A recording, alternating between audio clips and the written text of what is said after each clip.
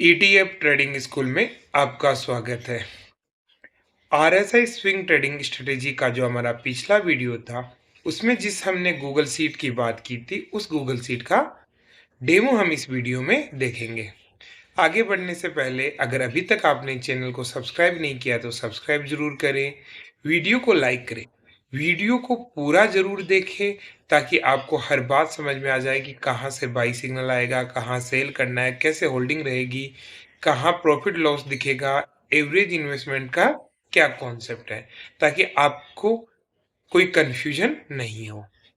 ये वीडियो आप रविवार सुबह 9 बजे 8 दिसंबर को देख रहे हो, जब मेरा बर्थडे भी है। तो चलते हैं हमारी स्क्रीन। आज हम आरएसआई ट्रेडिंग सिस्टम की गूगल सीट को डिस्कस करेंगे।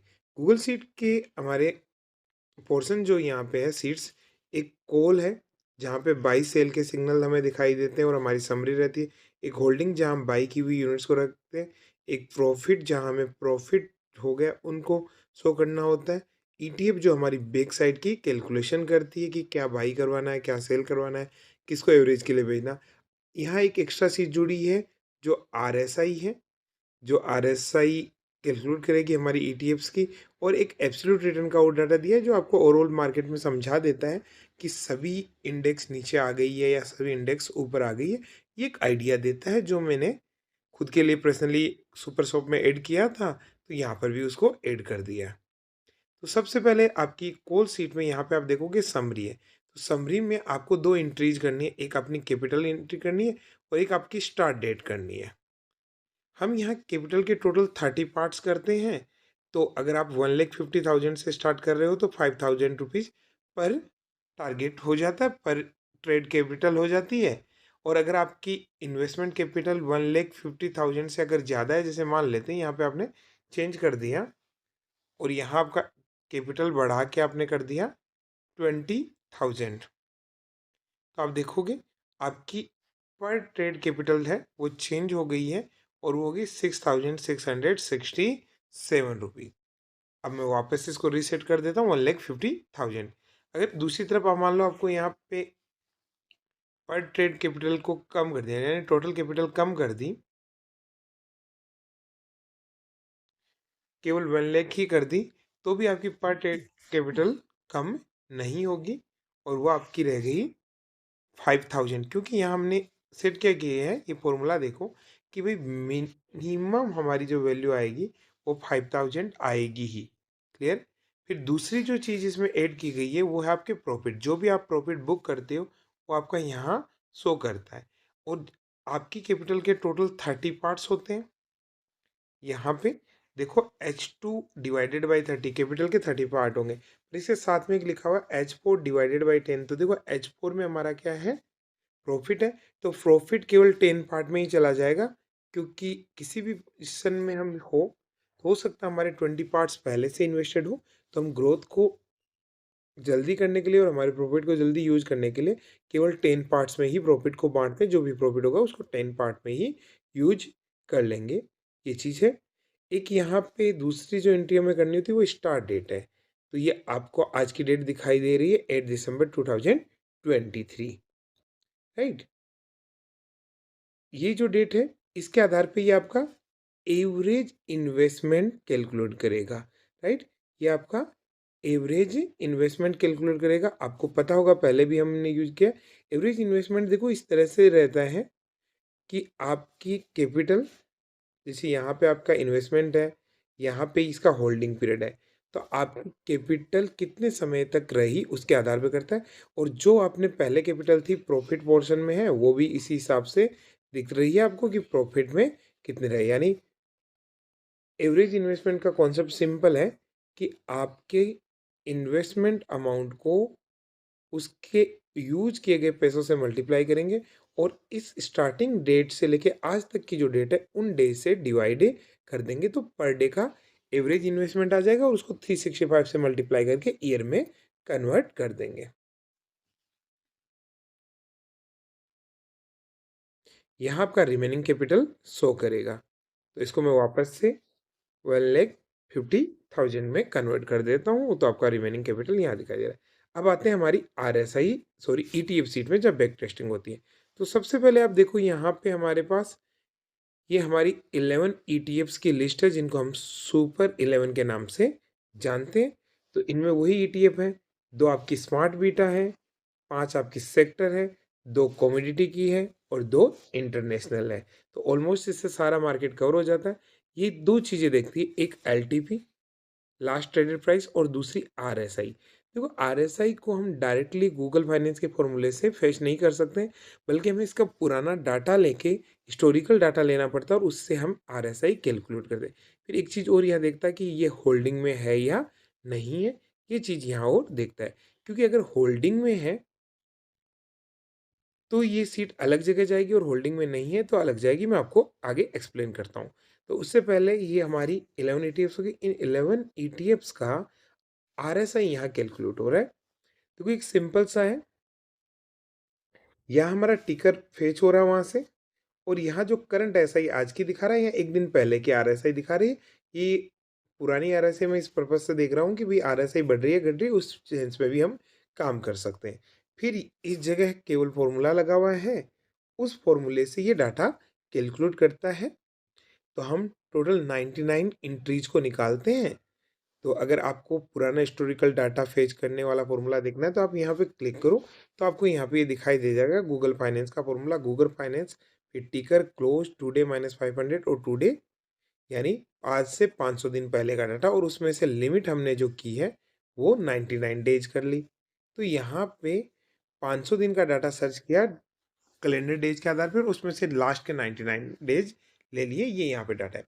अब यहाँ पे आरएसआई कैलकुलेट करने के लिए एक तो इसमें चेंज निकालते हैं कि भाई प्राइस बढ़ी या घटी पिछले डे के रिस्पेक्ट में, और उसमें जो चेंज आया है उस चेंज में से प्रॉफिट वाला है उसको गेन में दिखाते हैं, और जो लॉस वाला है जो माइनस में उसको लॉस वाले पोर्शन में दिखाते हैं, पर साइन हमेशा पॉजिटिव रखते हैं।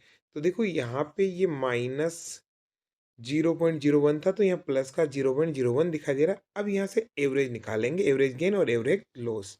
तो इस एवरेज गेन और एवरेज लॉस का जो फॉर्मूला है वो यहाँ से देखो आप,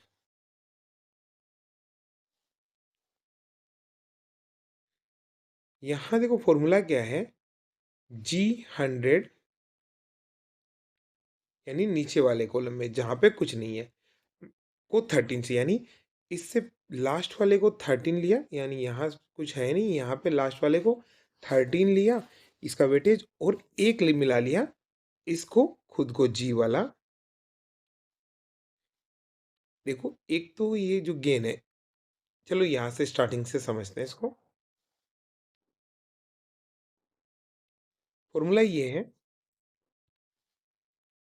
G3 इंटू 13, यानी देखो ये वाली एंट्री G3 है तो पीछे का जो भी एवरेज गेन हुआ उसको 13 से मल्टीप्लाई किया, यानी वो 13 दिन का रहेगा उसका एवरेज। और आज का जो गेन था ये वाला E2, इसे एक दिन का, तो मिला के कितने दिन का हो गया 14 डेज का, और उसको 14 से डिवाइड कर दिया तो ये 14 डेज की आरएसआई में एवरेज गेन आ गया। इसी तरह से एवरेज लॉस का फॉर्मूला है। अब देखो लॉस वाले में क्या है, पीछे वाले को तो 13 टाइम किया क्योंकि ये 13 दिन का एवरेज निकालेगा, और अभी जो आज का लॉस था उसको एक टाइम किया, दोनों को मिला के 14 से डिवाइड कर दिया। इस तरह से यहाँ किसी भी स्टेज पे देखोगे तो सभी डाटा पहले वाले को 13 लिया, ये एक तरह का एक्सपोनेंशियल हो गया, यानी पुराने डाटा का 13 और नए डाटा जो जो डाटा आगे आ रहा है उसका वेटेज बढ़ता जाता है। एक तरह का सिंपल मूविंग एवरेज होता है और एक एक्सपोनेंशियल मूविंग एवरेज होता है। तो ये एवरेज गेन भी सिंपल ना लेके एक्सपोनेंशियल ले आ गया। अगर सिंपल लेते तो क्या होता कि यहाँ मैं लास्ट के 14 डेज का एवरेज लेता, यहाँ नीचे वाले 14 डेज का एवरेज लेता, यहाँ नीचे वाले 14 का लेता, पर इस तरह से नहीं किया, 99 डेज का एवरेज कैलकुलेट करते रहे। अब यहाँ मान लो ये 99 के बजाय आप 999 लेते तो और अच्छा करेक्ट आर एस आई था। एवरेज गेन और एवरेज लॉस हो गया ये आज का। और अब आर एस आई क्या होता है, इसका सिंपल फॉर्मूला यहाँ दिया हुआ है। तो 100 - 100 divided by 1 plus gain divided by loss, है ना। ये फॉर्मूले पे जाना नहीं, यहाँ से डाटा सारा आरएसआई का कैलकुलेट कर लेता है। अब आपको पता है कि आरएसआई की वैल्यू 35 से नीचे होगी तब बाइसिंग होगा। तो अभी मार्केट वापस से रिकवर होने लग गया, और इसलिए आरएसआई की कोई भी वैल्यू 35 से नीचे नहीं है। पर जिसकी वैल्यू सबसे कम थी जिस आरएसआई की, उसको यहाँ फेच किया 45.75 और वो थी एफएमसीजी आईईटीएफ। और यहाँ बाई सिग्नल आपको दिखाई नहीं दे रहा। क्यों? क्योंकि आरएसआई 35 से नीचे नहीं है। तो मान लो मैं इसको थोड़ा सा चेंज कर देता हूँ, ऐसे मैन्युअली लिख दिया, मान लो मैंने 32। तो अब आपको दिख रहा है कि आपका यहाँ पे बाई सिग्नल हो गया। जैसे आपने 32 लिखा तो यहाँ बाई सिग्नल हो गया, पर यहाँ और कुछ दिखाई नहीं दे रहा, क्योंकि ये सारा डाटा वहाँ से इंक्लूड कर रहा आरएसआई के बेसिस पे। तो मान लो मैं यहाँ किसी भी एक का आरएसआई चेंज कर देता हूँ। जैसे इसका आरएसआई मैंने, बैंक का आरएसआई एक बार चेंज कर दिया, और चेंज करके मैंने कर दिया 32, राइट। अब जैसे बैंक का आरएसआई मैंने 32 किया, तो यहाँ बैंक आपको दिखाई देने लग गया, बाई सिग्नल पे भी बैंक आ गया। और यहाँ वाले इस बाई के आधार पे, यहाँ वाले इस बाई के आधार पे आपको यहाँ पे कॉल शीट में भी बाई दिखाई देगा कि भाई ये खरीदना। अब आपकी यहाँ पे जो कैपिटल है उसके आधार पे, यानी 5000 रुपीज़ के आधार पे आपको 54.45 की प्राइस पे टोटल 92 यूनिट से बाई करनी है। ये आपका आरएसआई का सिग्नल कह रहा है, राइट।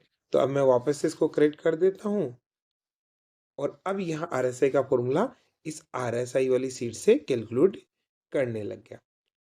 और अब सबसे कम आरएसआई एफएमसीजी की है, पर वो बाई सिग्नल नहीं, क्योंकि आरएसआई 35 से नीचे नहीं है।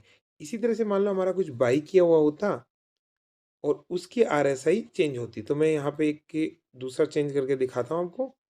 मान लो इसको मैंने चेंज कर दिया और इसकी आरएसआई रख दी 31। तो जैसे मैंने मोम 30 IETF के आरएसआई कम की, तो ये बाई सिग्नल में आ गया।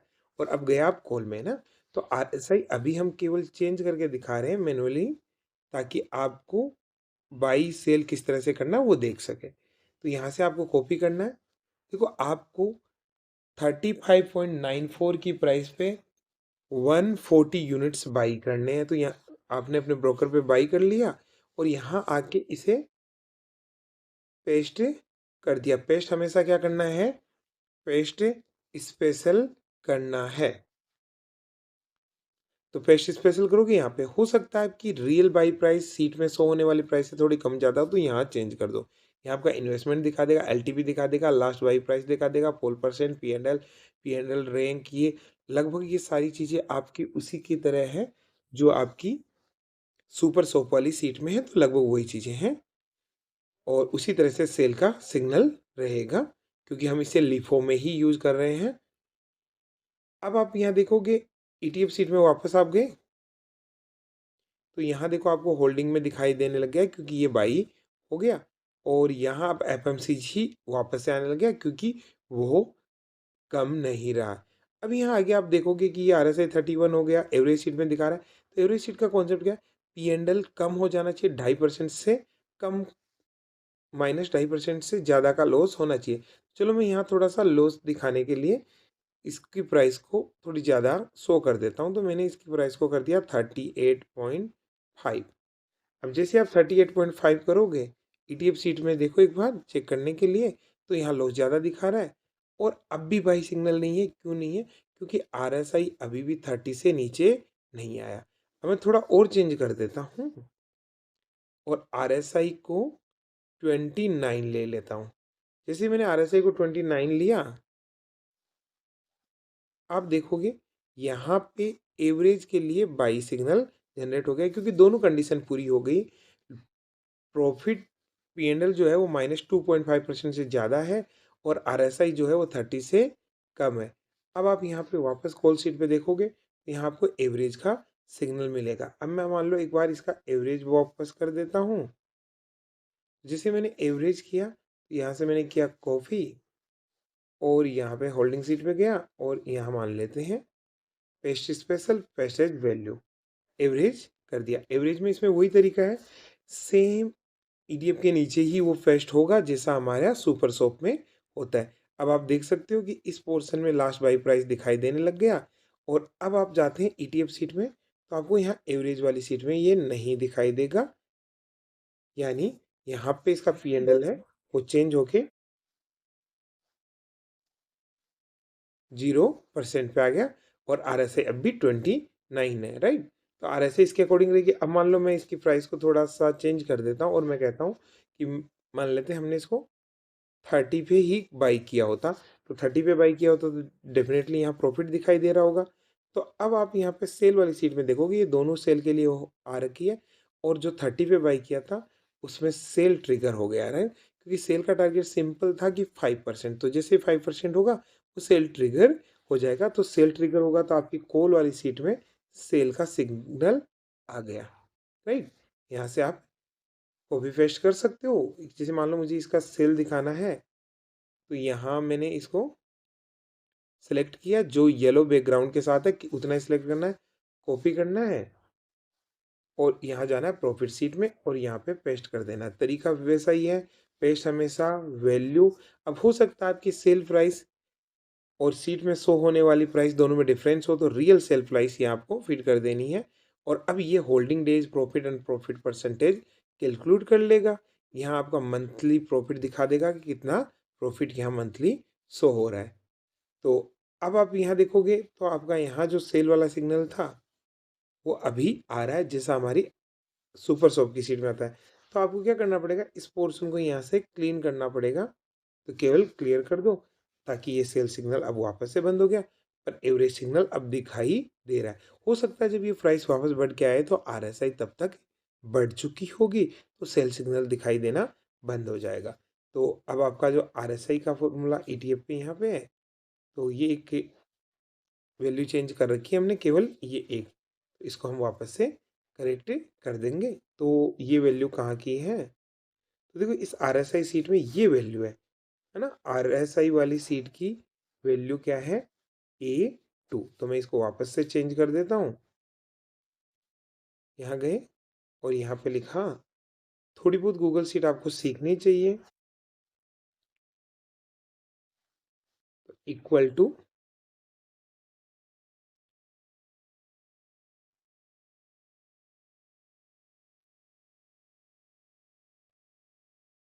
और यहाँ आपको लिखना है,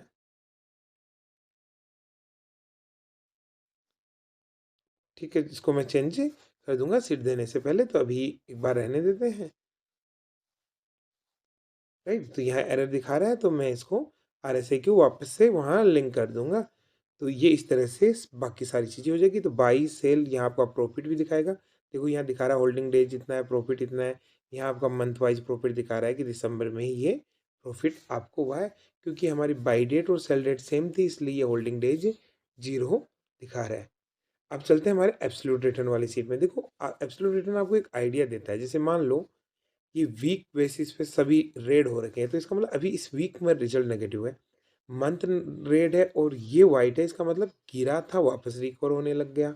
और मान लो 1 ईयर वाला रेड हो रखा है, तो इसका मतलब अभी लॉन्ग टर्म के हिसाब से ये नेगेटिव दिया रिजल्ट, पर शॉर्ट टर्म में स्विंग के हिसाब से अच्छा रहा है। तो एक आइडिया एक्स्ट्रा मिलता रहता है कि भाई ये किस तरह से है। तो सीट ऑलमोस्ट आपकी सुपर सोप वाली सीट है उसी की तरह है, तो ज़्यादा कुछ चेंजेज नहीं किए हैं, सभी चीज़ें उसी की तरह है। तो ये सीट आपको हमारे टेलीग्राम ग्रुप में मिल जाएगी, तो जल्दी से आप टेलीग्राम ग्रुप ज्वाइन कीजिए, जिसका लिंक मैं डिस्क्रिप्शन में दे दूंगा। एक बात आपको ज़रूर समझनी चाहिए, RSI ट्रेडिंग में, RSI ट्रेडिंग में बहुत ज़्यादा बाई सिग्नल नहीं आते, इसलिए हमने अपनी कैपिटल के 30 पार्ट्स किए हैं। अभी जब पिछले महीने मार्केट गिरा था तब बहुत सारे बाई सिग्नल आए होंगे, अब मार्केट रिकवर हो गया तो बाई सिग्नल बिल्कुल नहीं है। पर आपको ये नहीं करना है कि भाई आप बाई सिग्नल नहीं आ रहे तो तुरंत आप बाई कर रहे हो बिना सिग्नल आए हुए, तो उस तरह से नहीं करना, वेट करना है। स्ट्रेटेजी अगर आप RSI वाली यूज करना चाहते हो तो आपको उसके अकॉर्डिंगली करना चाहिए। बाकी यहाँ देख सकते हो, आपको यहाँ पे रिमेनिंग केस बता रहा है, नॉशनल प्रॉफिट लॉस कितना है, टोटल इन्वेस्टमेंट कितना है, राइट, एवरेज रिटर्न कितना है। तो अब ये एवरेज रिटर्न थोड़ा ज़्यादा शो कर रहा है, तो मैं चेक कर लेता हूँ, यहाँ इसमें कोई मिस्टेक होगी तो मैं करेक्ट कर दूंगा। ओके, ये एवरेज इन्वेस्टमेंट में कुछ गड़बड़ है ना, ये बहुत कम दिखा रहा है, 15 दिखा रहा है। और ये इस वजह से भी दिखा रहा है कि डे का डिफरेंस है ना, क्योंकि मैं इस सीट को जब बना रहा हूँ तब 6 दिसंबर है और ये 8 दिसंबर से स्टार्ट किया गया, इस वजह से ऐसा हो रहा है, राइट। अगर मैं इसको 6 दिसंबर करके या 5 दिसंबर करके दिखाऊंगा तो डाटा ज़्यादा सही दिखेगा आपको।